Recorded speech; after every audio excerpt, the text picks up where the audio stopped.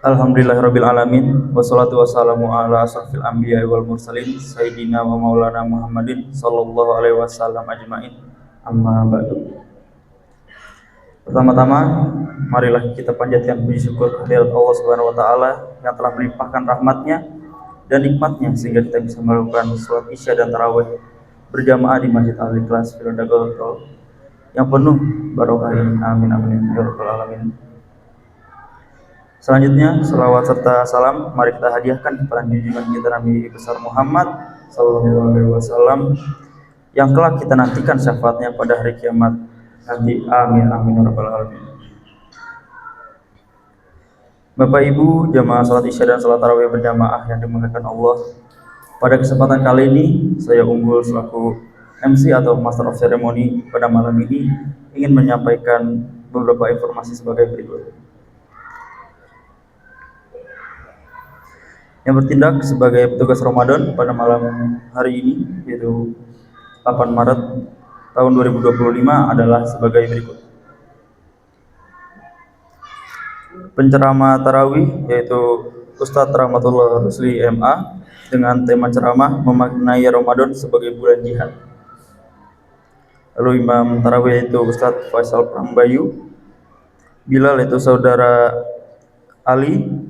Lalu jadwal tadarus malam ini yaitu Majelis Taklim RT 1 RW 11 dan MT RT 1 RW 19. Lalu hasil tromol tarawih malam ke-8 sebesar Rp730.600.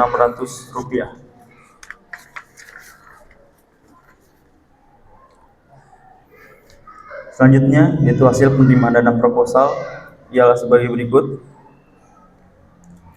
RT 01 RW 19 sebesar Rp3.500.000, RT 02 RW 19 sebesar Rp8.500.000, RT 03 RW 19 masih kosong, RT 04 RW 19 sebesar Rp4.250.000, RT 05 RW 19 sebesar Rp1.300.000, RT 06 RW 19 yaitu sebesar Rp6.050.000, RT 07 RW 19 sebesar Rp11 juta, RT 08 RW 19 sebesar Rp2 juta, RT 09 RW 19 sebesar Rp4.650.000, RT 10 RW 19 sebesar Rp2.400.000, RT 11 RW 19 sebesar Rp3.500.000, RT 01 RW 11 sebesar Rp5.200.000, RT 02 RW 11 masih kosong,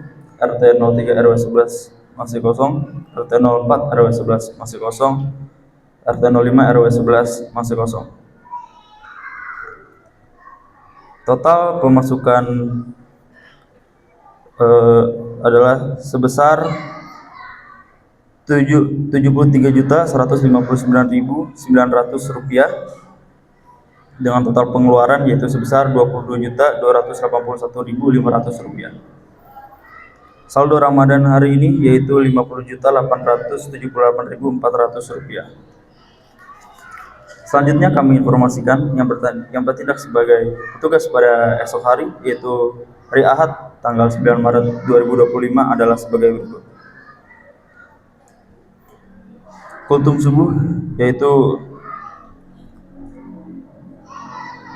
yaitu kajian Ahad pagi oleh Ustadz Haji M. Kamil MA dengan penceramah tarawih yaitu Ustadz Abdul Aziz Laya SPDI dengan imam sholat tarawih yaitu Ustadz Faisal Prambayu. Lalu Bilal yaitu saudara Zikra, petugas MC yaitu saudara Ali. Lalu penyaji takjil yaitu RT 1 RW 11 dan RT 1 RW 19. Himbauan untuk PSI penggalangan dana proposal ke masing-masing majelis taklim RT untuk segera menyampaikan hasil proposalnya karena kegiatan Ramadan selanjutnya membutuhkan biaya besar antara lain santunan anak yatim dan pembagian sembako murah yang akan dilaksanakan pada tanggal 16 Maret 2025. Lalu kegiatan itikaf 10 hari terakhir Ramadan yaitu pada tanggal 21 Maret sampai 30 Maret 2025.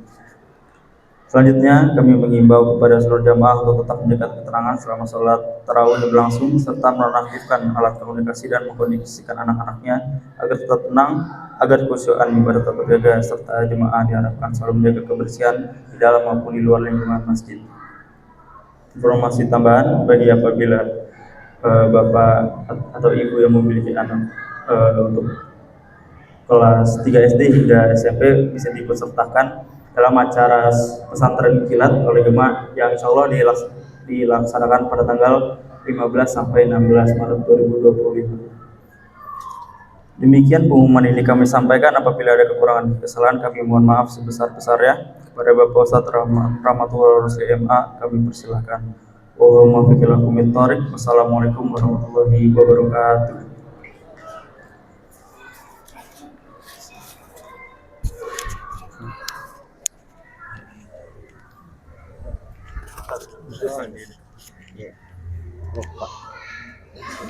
Ya.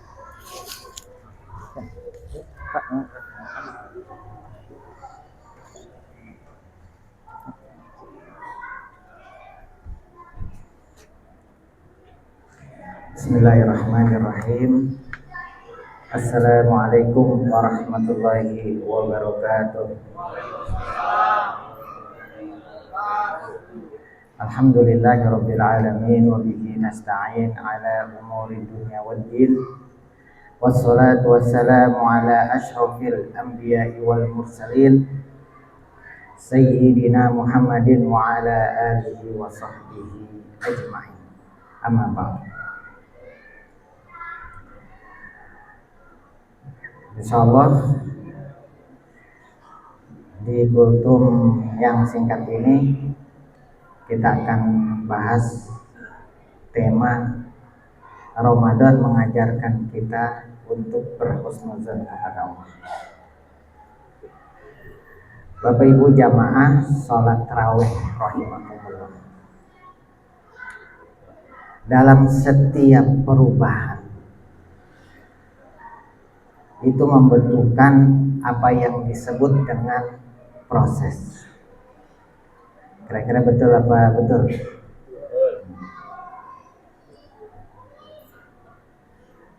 Juga dalam setiap pertumbuhan, perkembangan itu juga membutuhkan proses.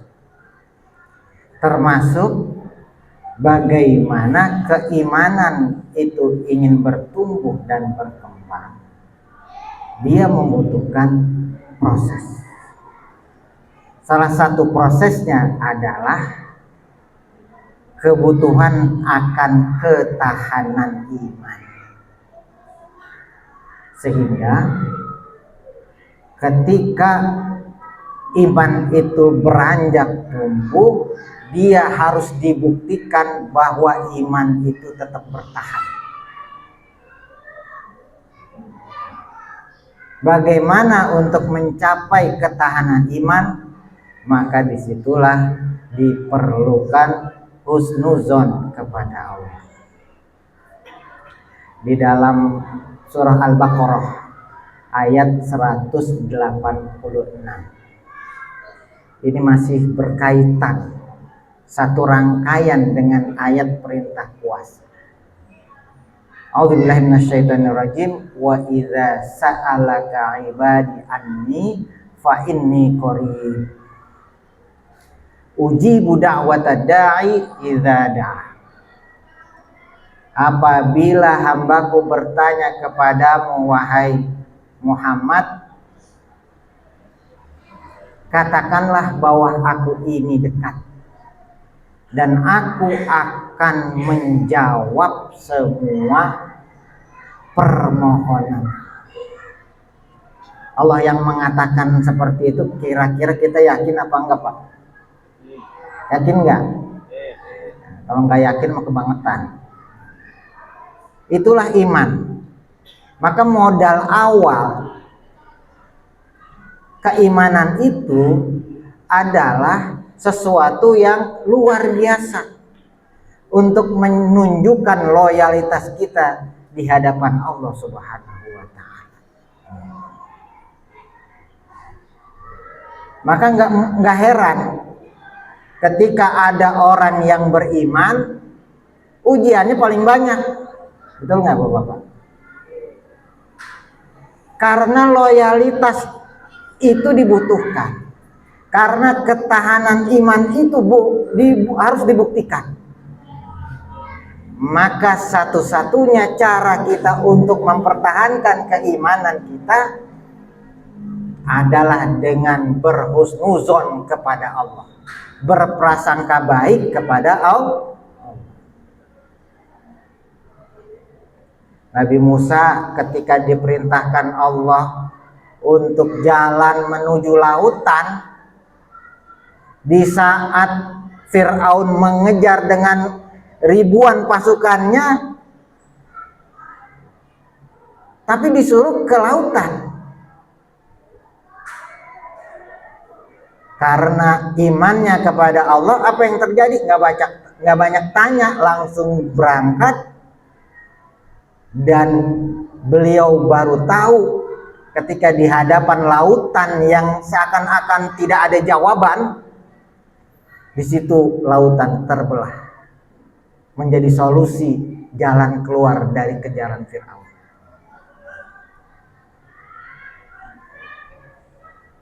Nabi Yunus ketika ditelan sama ikan paus, nggak tahu buntu mau ngapain, tapi ternyata Allah berikan pertolongan, jalan keluarnya.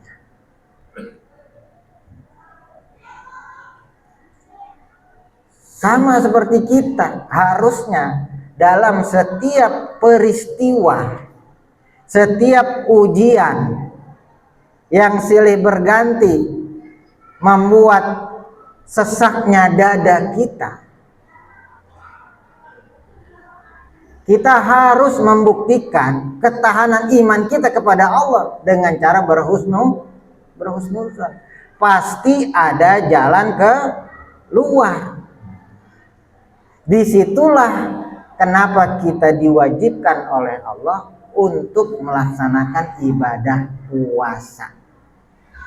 Karena di dalam ibadah puasa Ramadan itu kita banyak belajar tentang bagaimana kita berhusnuzon kepada Allah.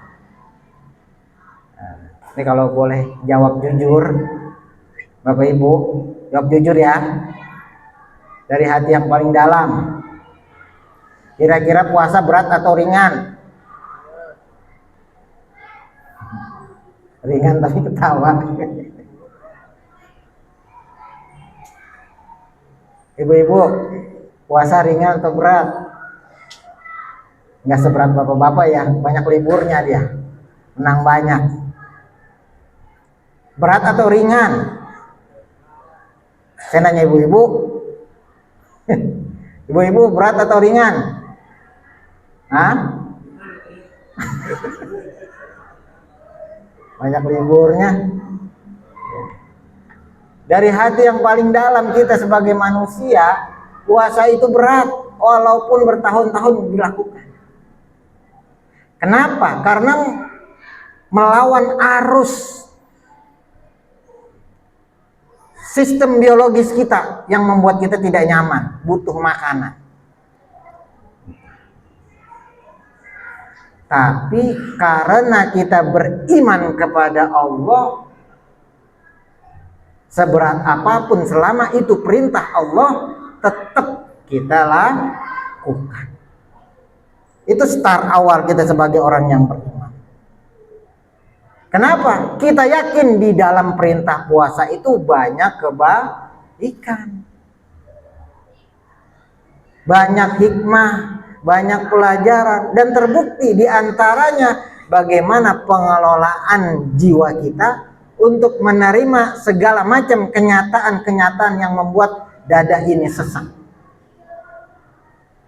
Maka lihat di dalam puasa,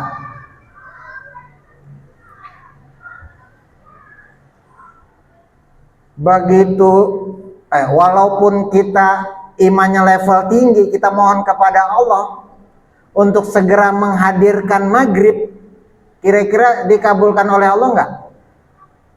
Enggak akan. Zuhur aja belum. Itu yang disebut dengan proses. Itu yang disebut dengan kebutuhan ketahanan. Sehingga di situ diperlukan husnuzon kita kepada Allah. Karena sesuai sunnatullah, segala sesuatu itu butuh proses. Nggak bisa ujuk-ujuk. Persis seperti kita ketika menghadapi musibah, menghadapi ujian ataupun peristiwa apa aja yang membuat dada ini sesak.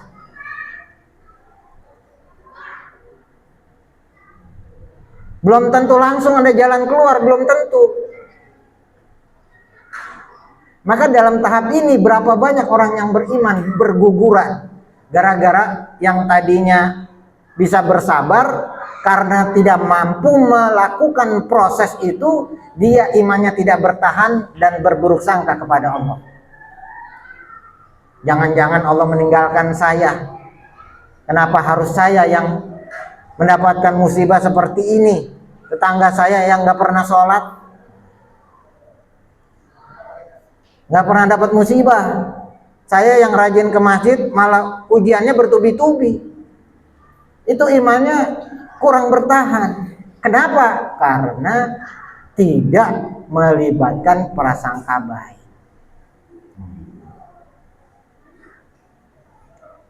Bisa dipahami Bapak Ibu? Maka apa yang diajarkan oleh Ramadan kepada kita semua untuk kita selalu berhusnuzon? Yang pertama, jangan pernah berhenti berbuat kebaikan.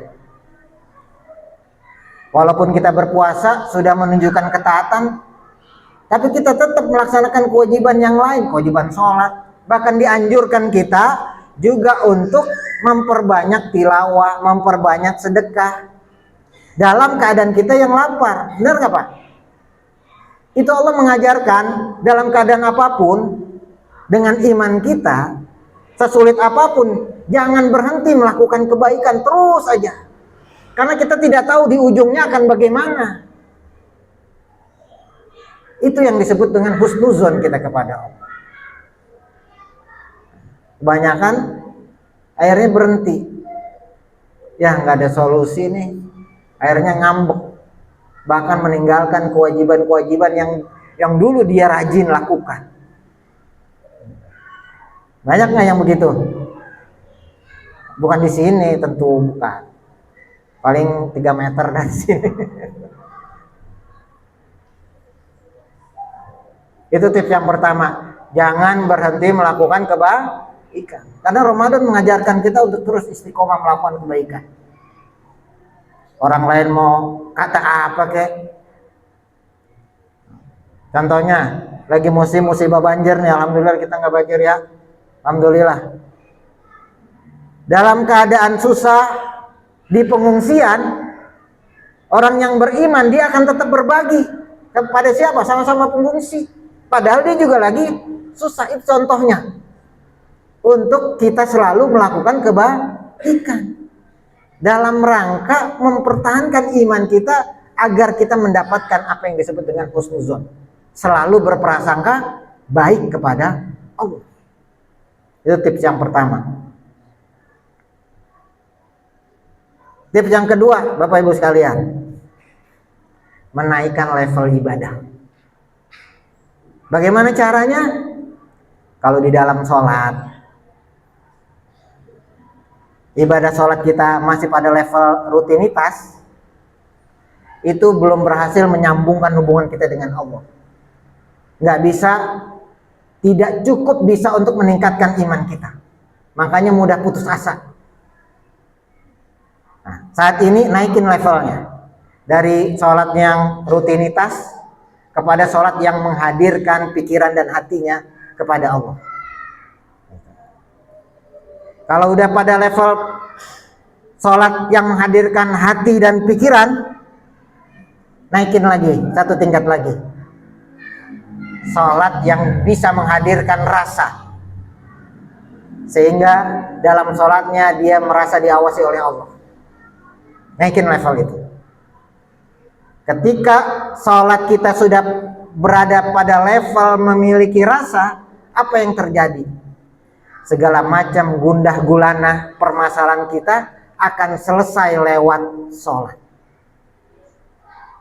Apa yang terucap dalam sholat yang menggambarkan bahwa Allah ingin menetralisir segala macam rasa di dalam dada kita yang sempit, kecewa, putus asa, apalagi banyak tekanan. Maka Allah berikan solusi di dalam surah Al-Fatihah. Alhamdulillahirabbil alamin. Segala puji bagi Allah, Tuhan segala alam. Ar-Rahmanir Rahim, yang maha pengasih lagi maha penyayang. Kita mengakui bahwa semua yang Allah berikan ini adalah anugerah yang luar biasa. Rasa syukur dihadirkan di dalam sholat. Rasa syukur itu ketika maksimal kita hadirkan, insya Allah akan mengurangi beban-beban kesedihan, kekecewaan yang membuat dada kita jadi sesak. Iyyaka na'budu wa iyyaka nasta'in. Hanya kepadamu kami menyembah dan hanya kepadamu kami meminta. Ketika kalimat ini diresapi begitu dalam, insya Allah kita nggak akan pernah mau untuk berharap kepada manusia. Kenapa? Ujung-ujungnya kecewa. Makanya jadi putus asa karena di tengah kesulitan dia, harapan dia kepada manusia. Ya kecewa. Maka naikin level ibadah kita. Ibadah pada level rasa, sehingga dada ini menjadi lapang. Ibadah puasa juga begitu. Kalau sholat sudah naik level, artinya hubungan kita dengan Allah nggak ada hambatan, tersambung. Maka disitulah jalinan prasangka baik itu akan mulai terjalin kembali dalam keadaan apapun kita. Nah sekarang puasa. Bagaimana cara menaikkan level puasa? Yang tadinya puasanya hanya sekedar haus dan lapar saja, naikin level untuk bisa menghindari dari segala macam yang mampu menghilangkan nilai ibadah puasa. Jaga pandangan, jauhi maksiat. Nah sekarang kan mudah banget kita untuk berbuat maksiat karena maksiat itu ada di tangan kita. Benar nggak Pak? Maksiat ada di tangan. Niat baca Quran aja yang keluar iklan. Mending iklannya makanan, iklannya joget-joget. Kalau kurang-kurang iman dikit kagak jadi baca Quran tuh. Untung udah jadi jamaahnya Pak Haji.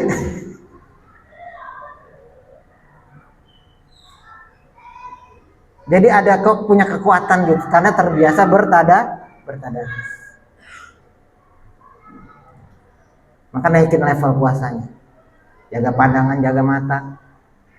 Jaga hati dari hal-hal yang membuat jiwa ini lalai. Sampai pada level bahwa puasa kita ini adalah puasa yang hanya kita mengharapkan keridhaan Allah saja. Kita udah gak mengharapkan apa-apa lagi. Maka ketika kita pada proses menaikkan level puasa, disitulah daya energi hubungan kita dengan Allah itu akan bertambah. Sehingga apa? Kita punya ketahanan untuk selalu yakin. Sehingga mudah untuk berhusnuzon kepada Allah. Bapak Ibu jamaah salat tarawih rahimakumullah. Saya kira hanya ini saja. kajian kultum kita pada malam hari ini. Mudah-mudahan yang sedikit ini bisa bermanfaat khususnya buat saya dan umumnya kepada para jamaah sekalian.